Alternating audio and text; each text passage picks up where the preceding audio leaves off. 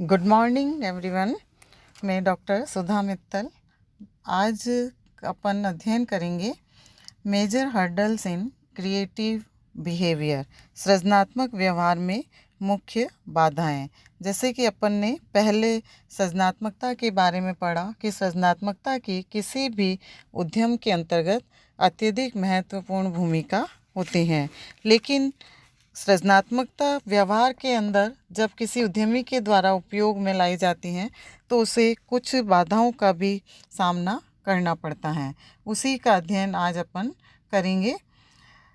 सृजनात्मक व्यवहार में जो मुख्य बाधाएं हैं तो उसके अंतर्गत जैसे उद्यमी का व्यवहार किसी नए विचार की कल्पना से प्रारंभ होता है, लेकिन वह केवल विचारों की कल्पना तक ही सीमित नहीं रहता है, अपितु उसको मूर्त रूप देने का भी प्रयास करता है और इसीलिए वो क्या माना जाता है, सृजनशील माना जाता है। लेकिन ऐसे अच्छे कार्य एवं स्वतंत्र वातावरण में किए जा सकते हैं, परंतु हम देखते हैं कि ऐसा हर व्यक्ति क्यों नहीं कर पाता है। तो इसके उत्तर में हम देखें तो जो बड़े स्तर के उद्योग हैं, संगठनों में जो तानाशाही प्रबंध व्यवस्था है और कई जगह ये विचार होता है कि जन्म सिद्ध हमारा अधिकार है और गंदी राजनीति आदि के कारण बताए जा सकते हैं। तो इस प्रकार ये सभी बातें सृजनात्मक व्यवहार को पीछे धकेलती हैं।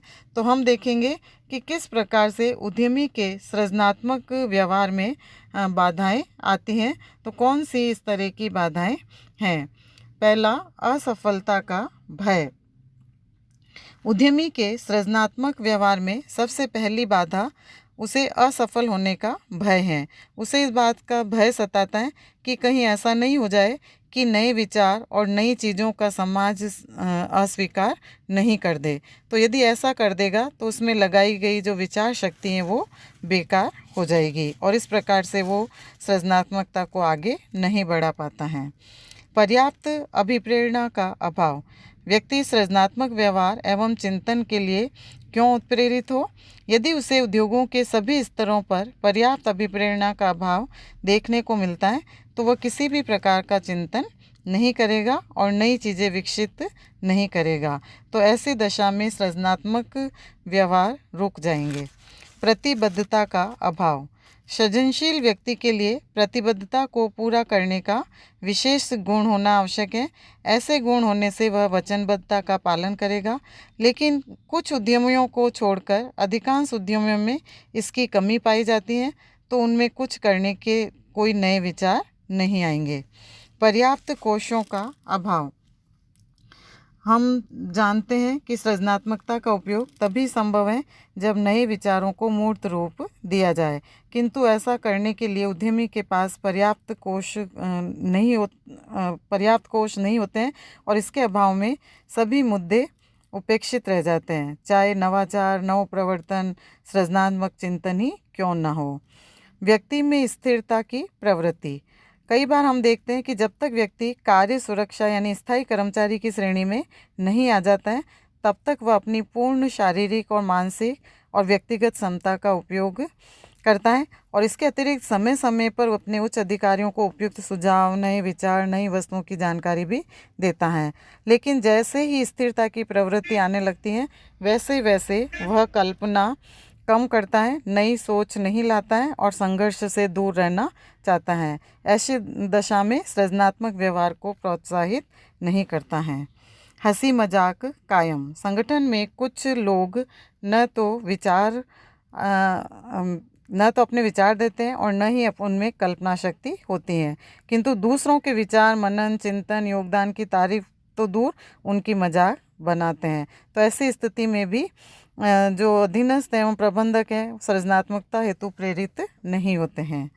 ज्ञान का अभाव। सृजनशील व्यक्ति में अनेक विषयों, समय, परिस्थितियों, बाजार, उत्पादन विधि, निर्माण प्रक्रिया का ज्ञान होना आवश्यक है। इसके अभाव में व्यक्ति सृजनात्मक व्यवहार के महत्व को नहीं समझ पाएगा, तो वो ऐसा व्यवहार नहीं कर पाता है। अविवेकपूर्ण एवं पक्षपात युक्त निर्णय।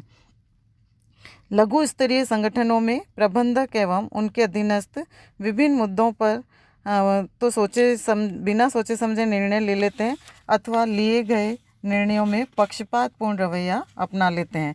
तो ऐसी दशा में सृजनात्मकता की बात छूट जाती है और भविष्य में भी कोई अच्छी कल्पना शक्ति आ जाए ऐसा विश्वास नहीं होता है। तो इस प्रकार सृजनात्मक व्यवहार में बाधाएं आने लगती हैं। आलस्य, कई बार मानव में एक ऐसा गुण है, अवगुण होता है कि वो आगे बढ़ने या कुछ करने का या कुछ बनने से खुद को रोकता है। तो हमेशा चिंतन मनन, नई कल्पना शक्ति लाने, कार्यों को सही ढंग से करने से बचता ही नहीं, अपितु पुरानी मशीनों और परंपरागत विधियों को ही सही मानकर अपना कार्य करता रहता है और इस प्रकार सृजनात्मक व्यवहार में बाधा आती है। कार्य असुरक्षा, सृजनात्मकता एवं सृजनात्मक व्यवहार के अंतर्गत चिंतन मनन, नए विचार, नई चीज़ों को विकसित, कल्पना शक्ति को लागू किए जाने से कर्मचारियों को कार्य में असुरक्षा का भय रहता है और इन सब के परिणाम स्वरूप सृजनात्मक व्यवहार में बाधा आती है और आगे भी कोई सृजनात्मक कार्य नहीं किए जाते हैं।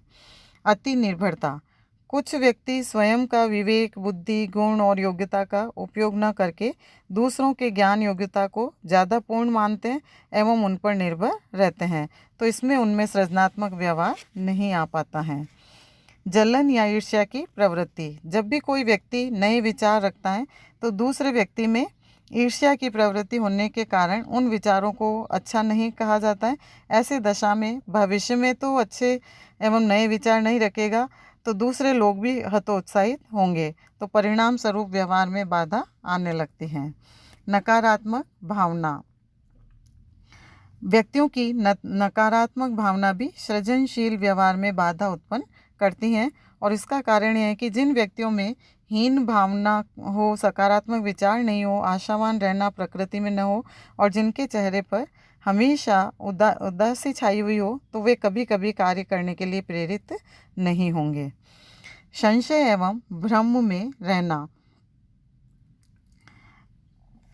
कई बार प्रबंधक संशय एवं भ्रम की स्थिति उत्पन्न कर लेते हैं और ये सोचते या कहते हैं कि पता नहीं ये नए विचार व्यवहार में लागू होंगे या नहीं, नई चीज़ें विकसित होगी या नहीं और उपभोक्ता स्वीकार करेंगे अथवा नहीं आदि। इस प्रकार के संशय और तानाशाही प्रबंध व्यवस्था के कारण अधीनस्थों को वही करना होता है जो उन्हें संस्था के स्वामियों या मालिकों द्वारा कहा जाता है। इन सभी दशाओं में वे स्वयं स्वविवेक, नए विचार, नए चिंतन और सृजनात्मक व्यवहार की उपेक्षा करते हैं। समूह प्रभुत्व, कई बार उद्यमियों के एक अथवा अनेक संगठन हो सकते हैं और उनमें से कुछ संगठन पर किसी एक समूह का विशेष प्रभाव होता है जो सामान्य व्यक्ति किसी नए कार्य को करने के लिए प्रेरित नहीं हो पाते हैं। तो इसका कारण यह है कि उन्हें इस बात का डर लगता है कि उस समूह के सामने टिकना तो संभव ही नहीं है, इस प्रकार सृजनशीलता हेतु प्रेरित नहीं हो पाते हैं। तो ये विभिन्न ऐसे कारण हैं या एक ऐसी बाधाएं हैं जो किसी भी उद्यमियों के अंतर्गत इस प्रकार की सृजनात्मकता को रोकती हैं। नेक्स्ट वीडियो में सृजनात्मकता के विभिन्न तकनीकों के बारे में अध्ययन करेंगे। धन्यवाद।